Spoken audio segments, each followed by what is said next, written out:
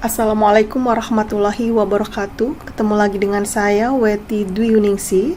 Kali ini saya akan berbagi pengalaman saya dalam melakukan analisis capaian pembelajaran CP dan TP tujuan pembelajaran pada kurikulum Merdeka. Jadi inti dari kurikulum Merdeka itu adalah kurikulum di mana kita sebagai guru merdeka untuk menentukan kurikulum kita sendiri di kelas ya. Nah, yang pertama kali kita lakukan adalah kita melihat dulu capaian pembelajaran. Nah, ini yang sudah di-share ya. Ini sebagai acuan kita dalam membuat TP, ATP, dan MA nantinya. Nah, capaian pembelajaran untuk mata pelajaran biologi untuk fase E ya. Ini kita lihat bahwa di elemen pemahaman biologinya itu fase E itu harus memuat ada bab keanekaragaman makhluk hidup dan peranannya, virus dan peranannya yang kedua, kemudian yang ketiga adalah inovasi teknologi biologi, kemudian komponen ekosistem dan interaksi antar komponen serta perubahan lingkungan. Jadi di sini untuk fase E mempelajari 5 bab ya, 5 materi dalam 1 tahun, di mana untuk pelajaran biologi sendiri yang masuk ke dalam pelajaran IPA itu mendapatkan 72 jam. Jadi di sini dibagi menjadi 2 semester, yaitu semester 1 36 jam dan semester 2 itu 36 jam. Nah, kita buka untuk analisis capaian pembelajaran dan tujuan pembelajaran. Di sini nanti saya akan sertakan filenya di bagian deskripsi. Kalau mau mengunduh silakan. Ini adalah fase E kelas 10 setara dengan kelas 10 SMA, mata pelajaran biologi, penyusunnya saya sendiri. Elemen biologinya kita copy paste dari tadi ya, capaian pembelajaran CP.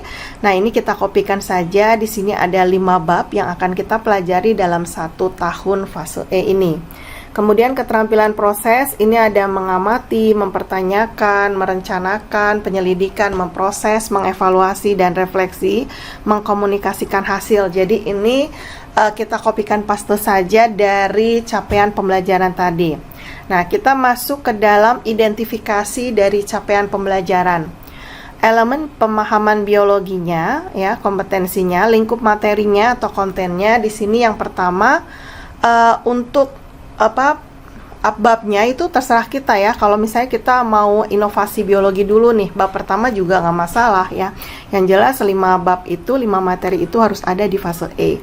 Nah, yang pertama saya akan urutkan saja sesuai dengan capaian pembelajaran tadi, keanekaragaman hayati.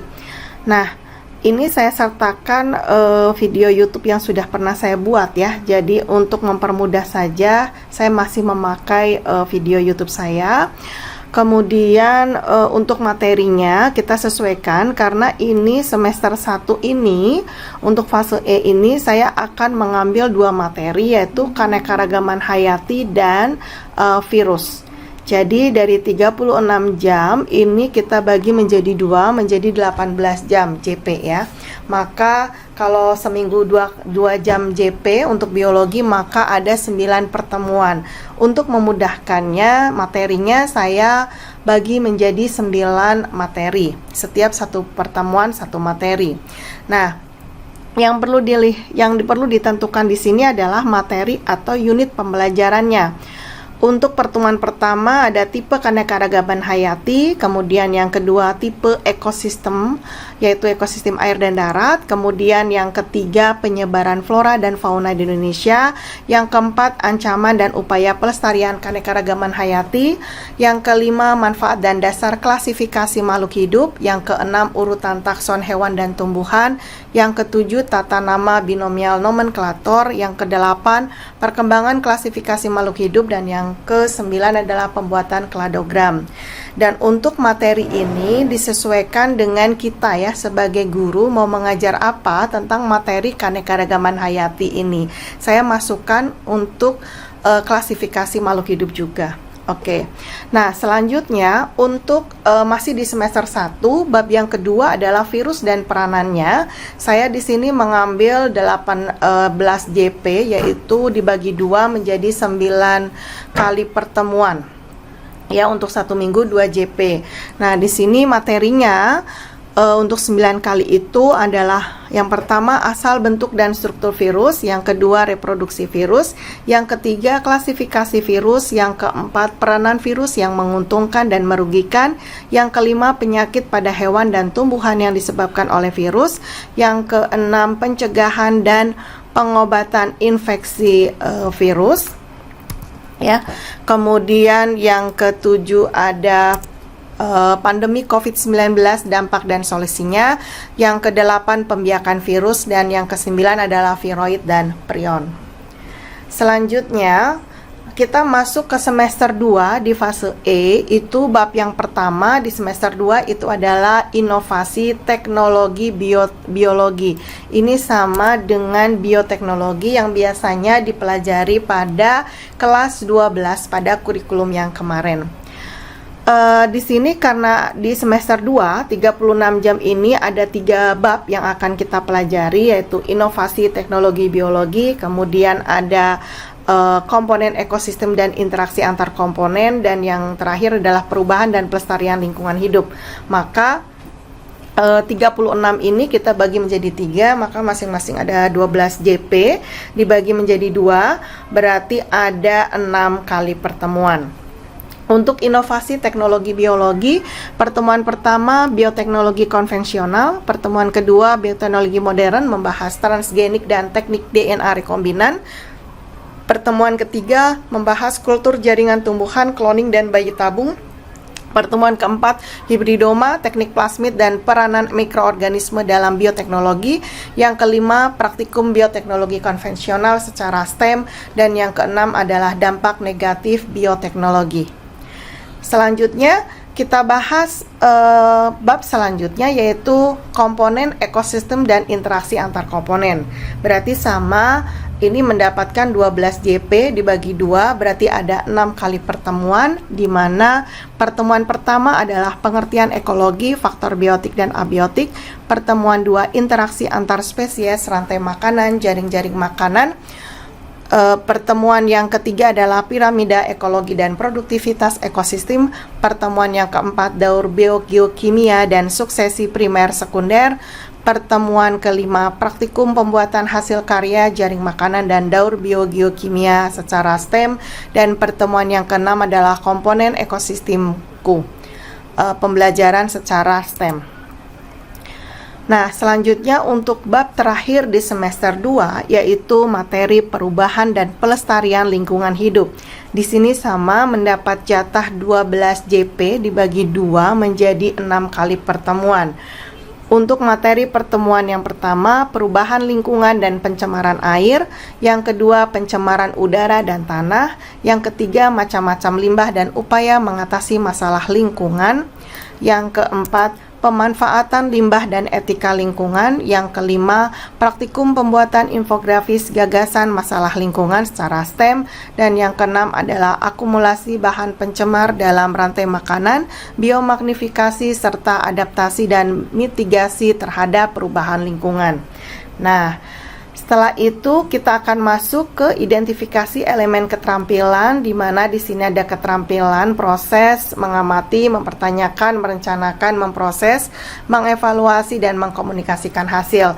Ini nanti kita akan masukkan ke dalam pembelajaran setiap kali pertemuan. Jadi nanti akan masuk ke dalam modul ajar yang akan kita buat ya.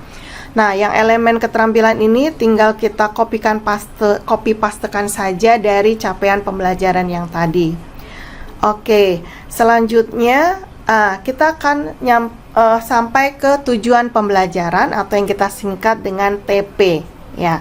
Nah, di sini saya menggunakan untuk lebih memudahkan, maka 1 kali pertemuan itu 1 TP ya, 1 tujuan pembelajaran.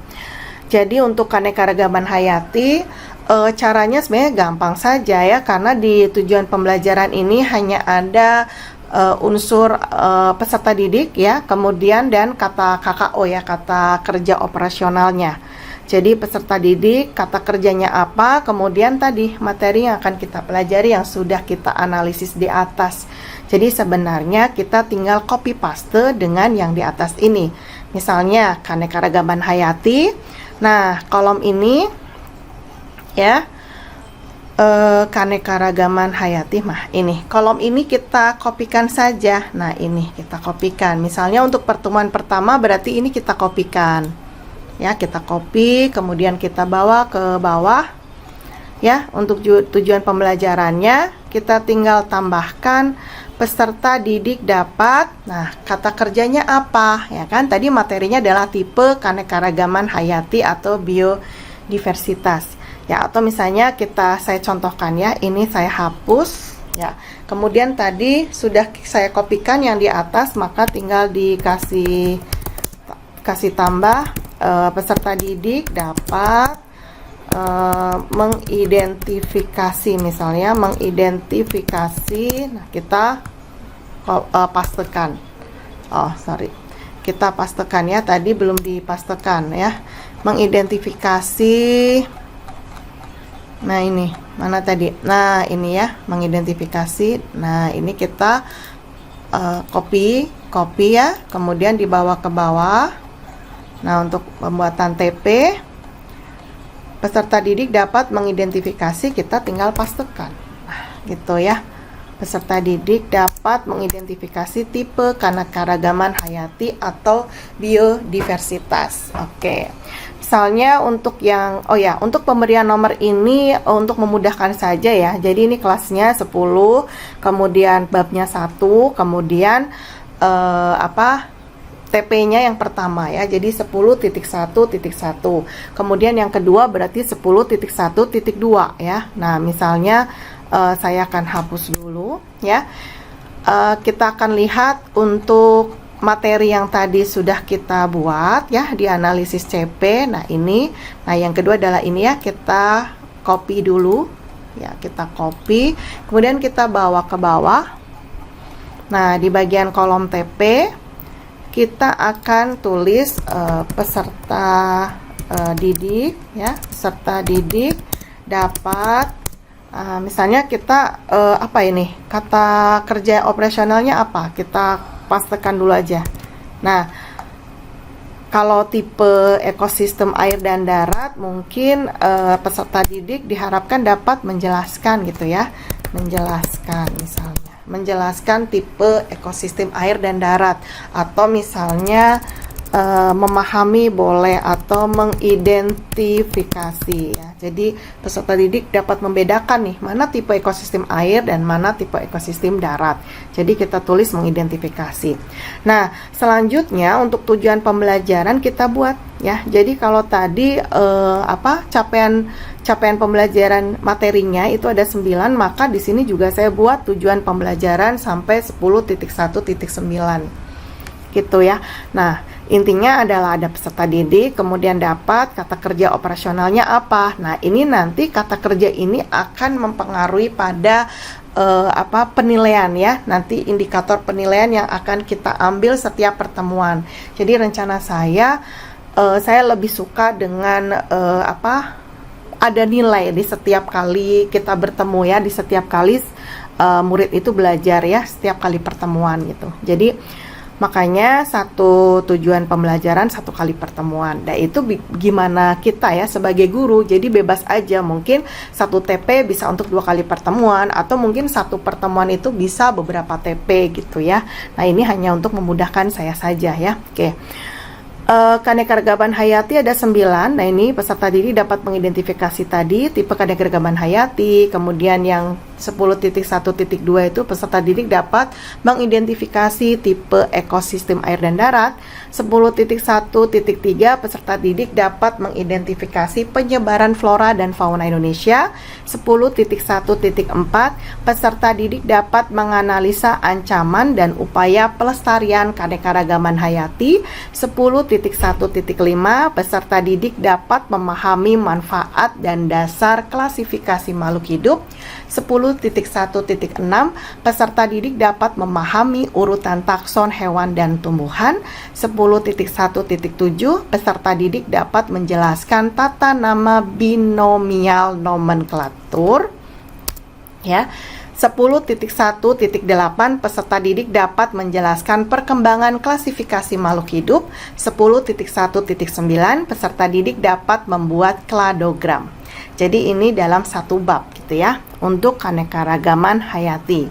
Selanjutnya untuk bab yang kedua yaitu virus dan peranannya. Nah, virus dan peranannya ini juga saya mau 9 kali pertemuan. Jadi ada 9 TP ya, untuk memudahkan saja. Saya tulis di sini 10.2, 2 itu babnya, virus dan peranannya, kemudian titik 1 TP-nya. Jadi 10.2.1 peserta didik dapat menjelaskan asal, bentuk, dan struktur virus. 10.2.2 peserta didik dapat mengidentifikasi reproduksi virus. 10.2.3 peserta didik dapat mengidentifikasi klasifikasi virus. Ya, 10.2.4 peserta didik dapat menganalisa peranan virus yang menguntungkan dan merugikan. 10.2.5 peserta didik dapat menjelaskan penyakit pada hewan dan tumbuhan yang disebabkan oleh virus. 10.2.6 peserta didik dapat menganalisa pencegahan dan pengobatan infeksi virus. 10.2.7 peserta didik dapat memahami pandemi COVID-19, dampak dan solusinya.